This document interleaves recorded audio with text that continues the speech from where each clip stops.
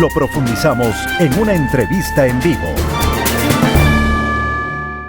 Las 7:34. Damos la bienvenida al economista Otto Sonnenholzner, ex vicepresidente de Ecuador, empresario radiodifusor. Bienvenido, economista Sonnenholzner. Ecuador vive una situación muy compleja con muchísimos temas que analizar, pero empecemos por estas observaciones que ha hecho la Contraloría al incumplimiento que señala habría tenido el gobierno del cual usted fue parte, con una omisión de cumplimiento del Plan Nacional de Desarrollo en un 58%, visto de otra manera, un cumplimiento de un 42% de lo que se propuso. ¿Cómo está, Gustavo? Buenos días. Buenos días. Parece que usted tiene necesidad de entrevistar al expresidente Moreno, no a mí, pero en todo caso... Es un gobierno al que se le está juzgando y es importante conocer, es un gobierno al que se está refiriendo la Contraloría. Un gobierno no es una sola persona. No, lo que pasa es que, digamos, uno responde por las cosas que a uno le encargan, ¿no? Yo no estuve a cargo del Plan Nacional de Desarrollo, entonces difícilmente le puedo comentar. Lo que sí le puedo decir de lo que he visto superficialmente, más allá de que me llama la atención, porque eso lo publicaron hace como mes y medio, me parece. Lo que sí le puedo decir es que es injusto juzgar a un gobierno que lidió con la más grande crisis de la historia en parámetros normales. Y creo que ese informe no toma en consideración esa situación. Además de que creo que además ese informe excluye información importante en materia de algunos planes sociales del gobierno que no lo he incorporado. Pero de nuevo, yo no estuve a cargo de esos temas, por ende difícilmente puedo opinar sobre esos temas y más bien le recomendaría que llame a las personas que sí tuvieron esa responsabilidad. Para que le den una mejor explicación, nada más. En general me parece, le digo, que no procede a hacer un juzgamiento normal a un gobierno que enfrentó un intento de golpe de Estado con severas consecuencias económicas y sociales y una pandemia brutal, ¿no? Bueno, con excepción de la pandemia, pero esa situación de tanta inestabilidad, de desinstitucionalidad en el país, de una democracia voluble, parece ser una constante en Ecuador. Cierto es que el gobierno de Lenín Moreno fue complejo, pero prácticamente todos los gobiernos han enfrentado crisis similares, exceptuando quizá la pandemia, que sí fue un tema absolutamente extraordinario. Por Dios, Gustavo, con todo el respeto, revise las cifras sanitarias, económicas, sociales, y verá que como el año 2020 no ha habido en la historia del Ecuador. Y protestas con esas consecuencias económicas tampoco. Casi un punto del PIB se perdió por la irresponsabilidad de quienes disfrazaron de protestas verdaderos intereses en otro sentido que tenían que ver más con la impunidad y la desestabilización. Pero bueno, cada gobierno tiene que enfrentar las circunstancias que le tocan. Ese gobierno, y en el tiempo en el que yo fui parte, le tocó enfrentar circunstancias muy difíciles y será la ciudadanía la que juzgue que se hizo bien y que se hizo mal. Respecto a la Contraloría, como le digo, tiene que consultar, no sé, quizás a la exsecretaria de Planificación, porque es un informe no a la gestión del gobierno, sino a la Secretaría de Planificación. No se puede hacer una auditoría a la gestión de un gobierno como tal, porque cada institución es independiente. Entiendo que la prensa lo ha querido presentar como otra cosa, es normal en política, pero es un informe de auditoría a la información que publicaba la Secretaría de Planificación. Le recomendaría que busque a esa autoridad y que converse con ella. ¿La considera usted, economista Sonnenholzner, muy buenos días, que es entonces un informe quizás sesgado? De ser así, ¿a qué le atribuye usted una actuación de este tipo? No, considero que es un informe a la Secretaría de Planificación y que tiene que ser la Secretaría de Planificación, pues en su momento el presidente, el que dé más detalles, porque no lo he visto a fondo, lo he visto solo de forma superficial. Como le digo, no me compete ni estoy relacionado con ese informe, no tiene nada que ver con las competencias o las responsabilidades que a mí se me asignaron, y por ende, en general, lo que pude ver es lo que le comento. Se hace una auditoría a la Secretaría de Planificación. No se puede hacer una auditoría a todo un gobierno, eso corresponde a nivel político a la Asamblea Nacional. La Asamblea Nacional tuvo 12 meses para hacerlo, no lo hizo por las razones que sea, es decir, hacer una observación a los cumplimientos de metas u objetivos, pero en general, sí le digo, cualquier cumplimiento o meta que se haya presentado en el 2017, por cierto, cuando yo no era parte tampoco de ese gobierno, difícilmente se podría haber cumplido en las circunstancias en las que, por desgracia, tuvo que transitar el país. Bueno, vayamos a la situación actual del país. Iniciaríamos quizá con lo que es materia de preocupación principal de los ecuatorianos. Así se refleja en las encuestas que han desplazado, por ejemplo, a temas como el desempleo en Ecuador o los problemas económicos al de la seguridad. Tanto es así que el presidente de la República a inicios de esta semana convocó a todos los alcaldes y algunos prefectos del país para conversar por este tema, haciendo un llamado a la unidad y a que se retiren los análisis y los intereses políticos de esto en bien del país. ¿Qué opina usted de la situación? ¿Cómo se encuentra Ecuador? La crisis de seguridad es grave. Creo que usted relataba porque lo escuché, relataba este tema de corrupción y las denuncias recientes y finalmente todo está relacionado. Para mí el tiempo ha sido siempre el mejor aliado de la verdad. Creo que en su momento, cuando recibía amenazas, no solo ataques virtuales, sino también amenazas reales a mi seguridad por haber no solo permitido que se destape una corrupción histórica en el sistema de salud, al haber hecho que las compras públicas en emergencia sean abiertas durante el tiempo de pandemia, sino también al haber solicitado que se pongan la mayoría de las denuncias que se pusieron en contra de estos individuos. A mí siempre me llegaban nombres, me llegaban supuestas relaciones que no me constaban, pero vea cómo el tiempo los pone a todos juntos en una piscina y me da un poco más de certeza respecto a las dudas que tuve en su momento sobre, insisto, amenazas, ataques, etc. ¿Y por qué le digo que lo de la seguridad está relacionado? Si usted vincula a los personajes de la piscina con otras organizaciones delictivas, como el señor Leandro Norero, que ha sido capturado en Riberas del Batán, va a ver que la relación es directa.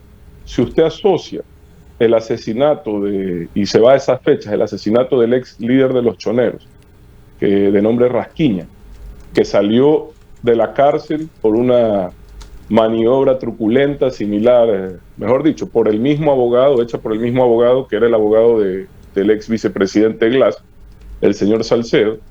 Usted ve que cuando este señor Rasquiña sale de la cárcel y es asesinado, poco después empiezan las matanzas en las cárceles del país y empieza a incrementarse la ola de violencia en el Ecuador.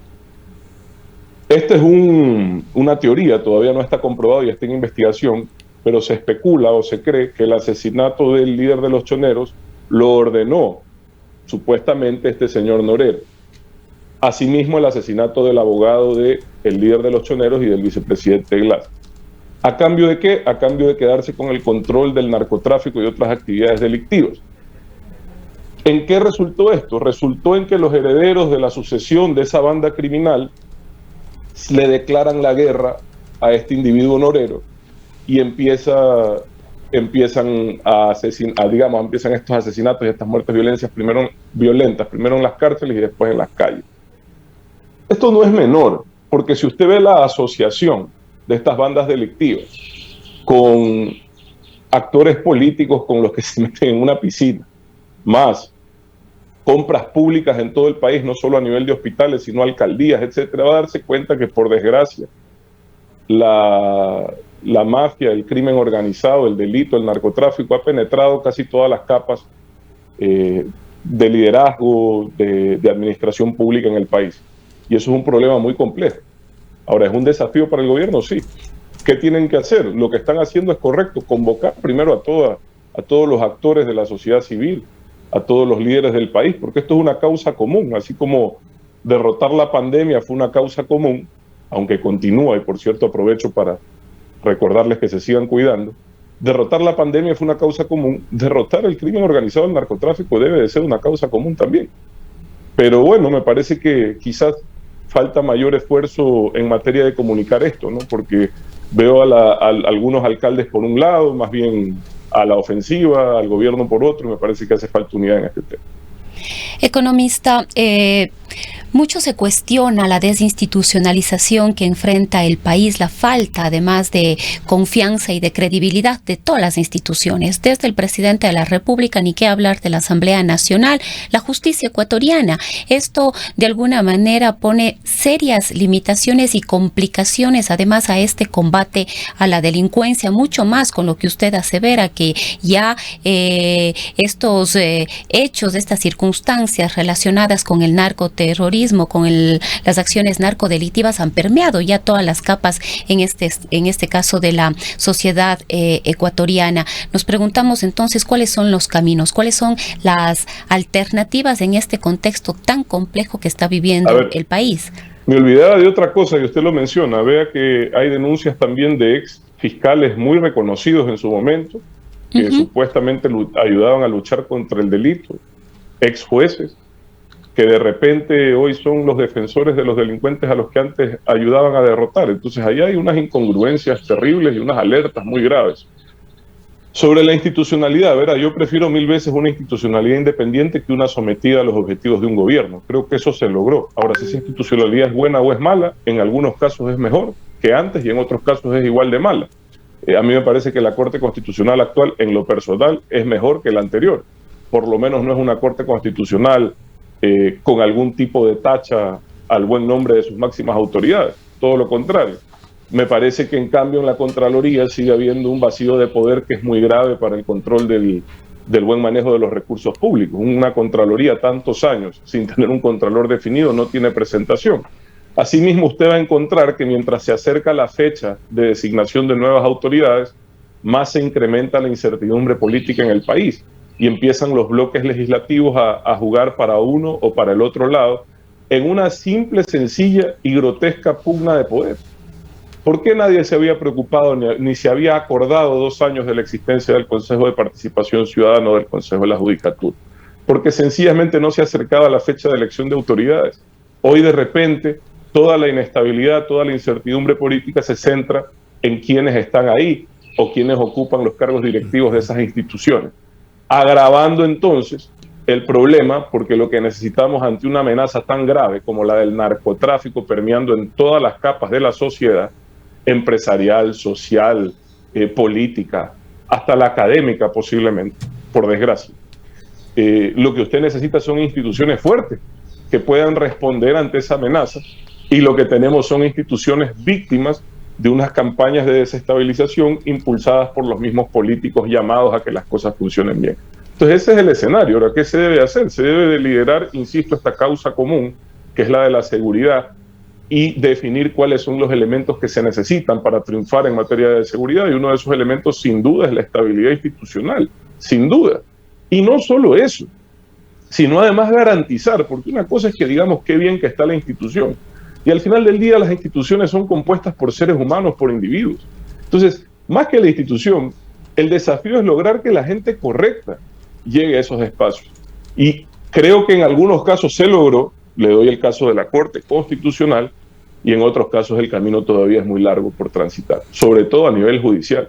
Esperamos hablar dentro de este diálogo, economista Sonny Holzner, de lo que usted se ha referido, esa mezquindad de la política ecuatoriana, pero quisiéramos por el momento centrarnos en este tema de la violencia, de ese predominio de mafias y bandas en Ecuador. Cuenca está viviendo un capítulo aparte en violencia, con el reconocimiento de sus autoridades en seguridad de que la violencia ha trascendido a otra dimensión para la cual Cuenca no está preparada para enfrentarlo. Muchas cosas han sucedido, no es el momento para relatarlas. Durante este fin de semana, por ejemplo, hay una situación de alerta en Cuenca. Hay bandas organizadas, sofisticadas, que están actuando aquí y que escapan ya al control. ¿En qué ámbito?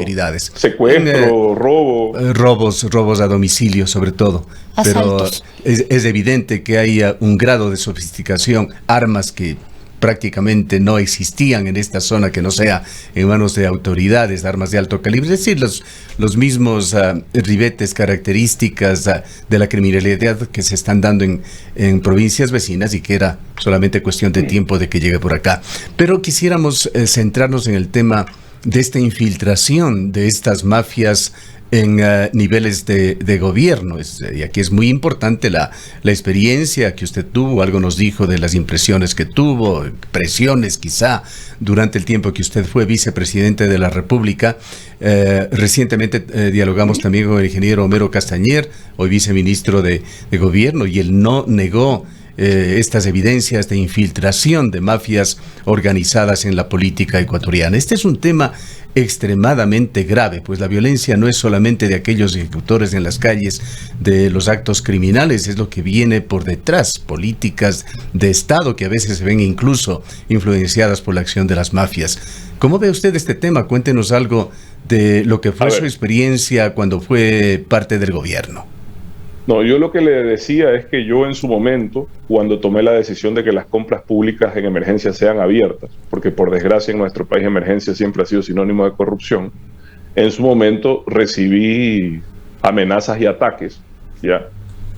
Que siempre me decían de dónde venían, pero no me constaba. Hoy con esa fotografía puedo ratificar los vínculos y las relaciones, porque no es una fotografía casual, pues.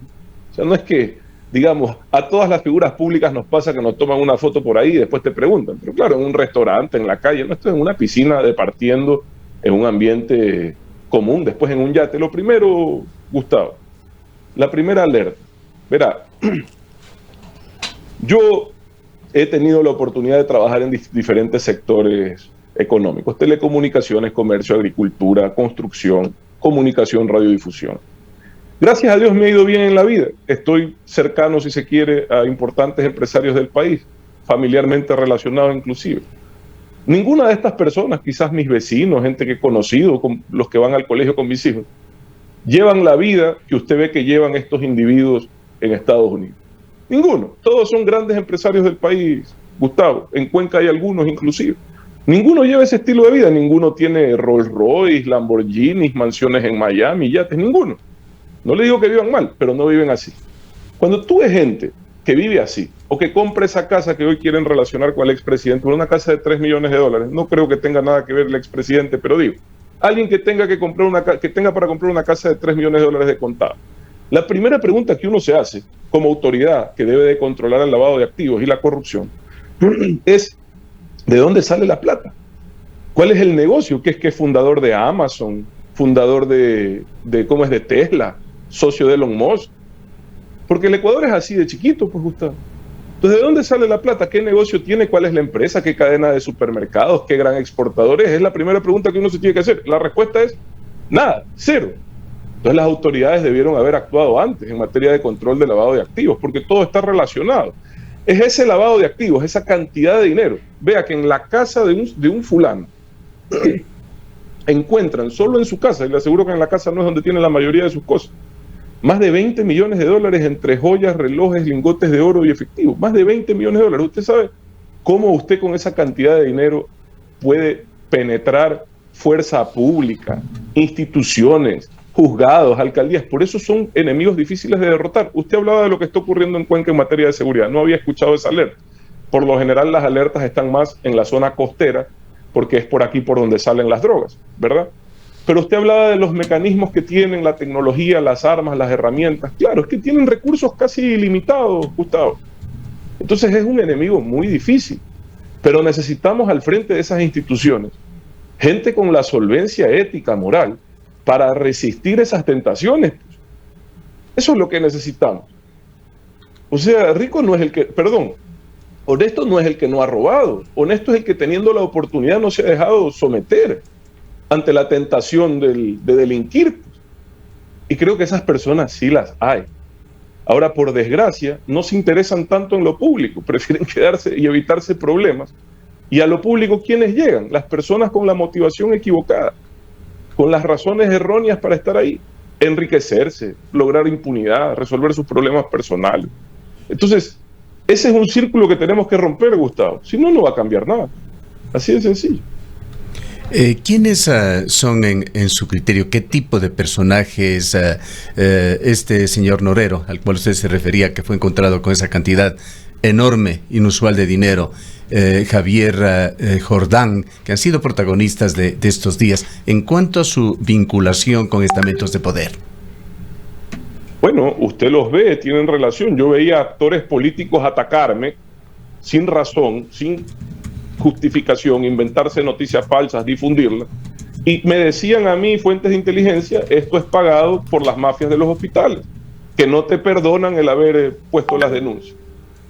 Y decía yo, bueno, pero qué raro estos actores políticos en esto. Hoy los veo en una piscina, juntos, ¿ya? Usted habla del señor Norero, esto no es un tema menor. Hace 15 años o 14 años, se inició un proceso de pacificación de pandillas en el Ecuador. Se lo vendió muy bien, como que sí ese era el camino hacia la paz para evitar la violencia. En esa época, año 2009, 2008, los homicidios eran más altos que hoy. ¿En qué consistía la pacificación? Proceso del cual sale esta foto del expresidente con el señor Patiño y el señor Norero en la mitad. Es el proceso de pacificación de pandillas, año 2009. Correcto, se ubica la foto, ¿verdad? ¿En qué consistía? Consistía en que estos jóvenes, en ese momento solo habían 2 pandillas violentas en el Ecuador, los Nietas y los Latin Kings. ¿Se recuerda, Gustavo, verdad? Por supuesto. Consistía en que estos jóvenes, miembros de los Nietas y los Latin Kings, dejaban la violencia. ¿A cambio de qué? A cambio de sumarse a un proceso político. Se afiliaban a Alianza País y ocupaban cargos públicos. Entonces permearon instituciones o terminaron en la asamblea las personas equivocadas. Quedaron en cargos, diga usted, en el Ministerio de Gobierno, donde se maneja la seguridad, o en las aduanas, donde se controla lo que entra y sale del país. Y por ende ese proceso de pacificación hoy a mí me levanta más sospechas que otra cosa.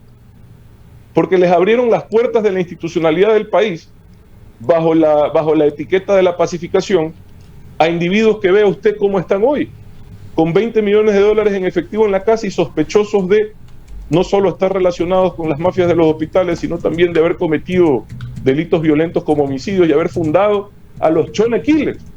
Imagínense usted, a esa gente le abrimos las puertas de la institucionalidad del país hace 15 años. ¿Cuál es la consecuencia? Esa es la consecuencia. ¿O es muy difícil sumar 1 más 1? Nos encontramos, economista Sonnenholzer, a las puertas ya de nuevas elecciones en Ecuador. Van a haber 90.000 candidatos y es bastante difícil conseguir los filtros adecuados para estos 90.000 candidatos. Muchos de ellos van a llegar a ser autoridad en todas las provincias y en todas las ciudades del Ecuador.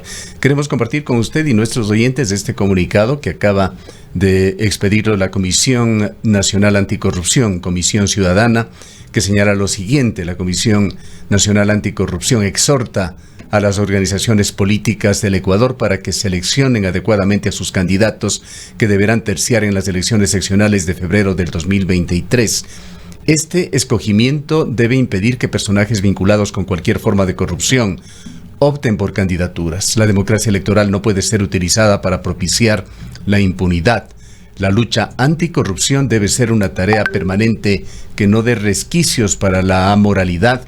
Cualquier acción permisible con la corruptela en el sistema eleccionario será una afrenta para el país. Hasta aquí el comunicado. La pertinencia de este comunicado, economista Sonnenholzer. Sí, creo que es un poco lo que hemos estado conversando durante esta entrevista, ¿no? La importancia de que llegue la gente correcta por las razones correctas, con la motivación correcta a los cargos públicos. Pero la amenaza es demasiado grande, Gustavo, con un comunicado que bienvenido es. Esto no se resuelve con que las personas adecuadas tomen la decisión de participar y que la ciudadanía sepa escoger y tenga la información suficiente para discernir quién es quién. Y creo que cada persona que se presenta debe de garantizar la transparencia de sus ingresos, de sus actividades económicas. ¿Por qué tiene lo que tiene? ¿Por qué quiere llegar? Creo que se debe de obligar, inclusive antes de ganar una elección, a que la información económica de cada individuo sea pública. Gustavo, debería de ser requisito para candidatizarse. Porque y si no, yo todo lo que tengo es público y lo será los próximos 5 años. Y me parece correcto. Entonces, mi patrimonio es un libro abierto y así tiene que ser el patrimonio de cualquier persona que se interese en servir. La penetración del dinero sucio en las campañas es total, sobre todo en pequeños cantones del país. La cercanía de mafias con autoridades locales en algunos casos es preocupante, ¿ya? Algunos se conocen, otros los iremos viendo en el tiempo, pero a mí no me quedan dudas. Evidentemente hay excepciones, evidentemente hay gente decente en el servicio público, pero por desgracia la amenaza de que eso cambie cada vez es mayor. Economista Sonel Hosner, y esto pasa los procesos electorales por cómo se constituyen luego las instituciones. Es el caso también de la Asamblea Nacional, y relacionando con lo que estamos dialogando en este momento sobre estos hechos que involucran en este caso a la asambleísta Aliaga. El nuevo titular de la Asamblea Nacional, Virgilio Saquicela, ha dicho que todo el mundo es inocente hasta que no se demuestre lo contrario, y efectivamente es así, pero esto ha provocado un blindaje dentro de la Asamblea Nacional para que se proceda con la investigación de quienes conforman esta casa legislativa. No, yo estoy de acuerdo. O sea, digamos, cualquier acusación tiene que ir a un proceso judicial. Yo nomás le estoy diciendo que en mi caso personal, las dudas que tenía, las sospechas que tenía, se convirtieron en certezas. Hablo de los ataques que a mí me hicieron en su momento, las calumnias y las acusaciones, nada más. Y en general, ese tipo de relaciones son preocupantes, porque un legislador tiene que representar los intereses de los ciudadanos, tiene que ayudar a resolver los problemas de los ciudadanos. ¿Usted considera que la Asamblea Nacional debería proceder con una investigación a la asambleísta Aliaga? Eso es lo de menos, porque las investigaciones a nivel legislativo son solo políticas. Yo creo que las investigaciones en estos casos deben de ir más bien a nivel de los temas que tienen que ver con los hechos que de hecho ya se están investigando, pero tienen que ampliarse, ¿no? Yo creo que a nivel de fiscalía tienen que haber explicaciones o dudas respecto a esta relación. ¿Cuál es el rol? ¿Qué hacía? Dice que es un parentesco familiar. Bueno, que explique él. Lo cierto es que a mí, en el caso personal, a mí, respecto a los ataques que recibí y las sospechas que tenía, ya no me quedan sino certezas. Quizá moviéndonos un poquito en estos temas de economista Sonnenholzer, quisiera pedirle a usted su visión cercana. Usted es guayaquileño, usted conoce a fondo esa ciudad. ¿Qué es lo que está pasando con Guayaquil, con Cynthia Viteri, con esos prolegómenos que se están exponiendo, que aparentemente son los primeros pasos de una campaña electoral? La alcaldía de Guayaquil es posiblemente el segundo cargo político de elección popular más importante en el país. Verán que ustedes tienen la suerte de vivir en uno de los pocos cantones del país que tiene completa su infraestructura básica sanitaria. Una suerte que tienen los cuencanos, fruto de haber luchado por las causas justas de la ciudadanía. El cuidado del agua, el tratamiento de aguas servidas, el acceso al agua potable. Guayaquil es una ciudad que, por desgracia, todavía esos problemas los tiene lejos de resolver. Y son los problemas más básicos de lo básico. Para mí, una autoridad municipal que se dedique a otra cosa que no sea resolver esos problemas, sencillamente está transitando el camino equivocado. Guayaquil tiene hoy una crisis de liderazgo, tiene hoy una crisis también en lo ético, en lo moral. Me parece que esos despliegues de fuerza con fines más mediáticos que otra cosa, en nada o poco sirven para resolver los verdaderos problemas de la ciudad. Y por eso es que hoy el 70% de los guayaquileños está esperando que se presente una alternativa en las elecciones del 2023. Yo no voy a participar, por cierto, yo he dejado público que no voy a participar en estas seccionales. Yo he aceptado una oportunidad académica en la mejor universidad del mundo. Voy a estar a partir del próximo mes allá. ¿En qué universidad? Y por ende, en la Universidad de Harvard voy a estar estudiando durante un año. Y por ende no voy a estar acá tampoco en el proceso electoral, pero sin duda hemos estado trabajando para que no solo Guayaquil, sino muchas ciudades del país puedan tener buenas alternativas. En el caso de Guayaquil, yo espero que Pedro Pablo Duarte, que tiene una trayectoria de honestidad y una vocación de servicio incuestionable, asuma ese desafío. Está bien en las encuestas y creo que tiene una buena oportunidad. Pero bueno, ese es el caso de Guayaquil. Guayaquil sin duda está pasando una crisis de liderazgo, una crisis de seguridad, una crisis de gestión, porque hay problemas de gestión que esperemos que se solucione pronto en beneficio de los guayaquileños. Para finalizar, coméntenos si se considera usted retirado de la política partidista ecuatoriana. La verdad, nunca he estado activo en la política partidista ecuatoriana, Gustavo. No tengo partido, no he sido afiliado a ningún partido. No le puedo decir si estaré por siempre fuera del marco político, pero claro, yo tengo que trabajar. Yo he vuelto a mi trabajo, de lo que como, de lo que vivo. Yo no tengo ni aspiro a tener ningún beneficio de haber servido a mi país.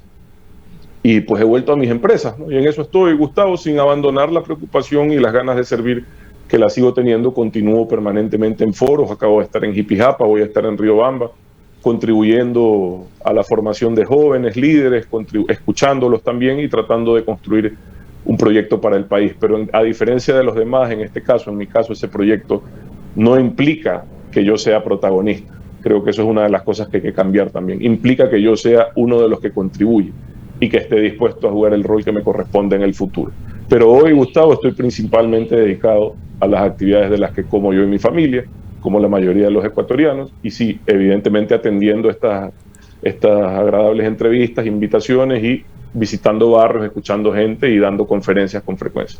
Como le digo, por un año estaré quizás inactivo totalmente porque voy a estar en lo académico muy ocupado, pero siempre estaré atento y dispuesto a ayudar a resolver los problemas del país. Bien, gracias por habernos acompañado. Gracias, Gustavo. Un saludo. Gusto de escucharlo y saludos a todos en cuenta. Declaraciones del economista Otto Sonnenholzner. Él fue vicepresidente de Ecuador durante el gobierno de Lenín Moreno, parte de ese gobierno. Son las 8:05 minutos. En Coperco siempre pensamos en tu bienestar.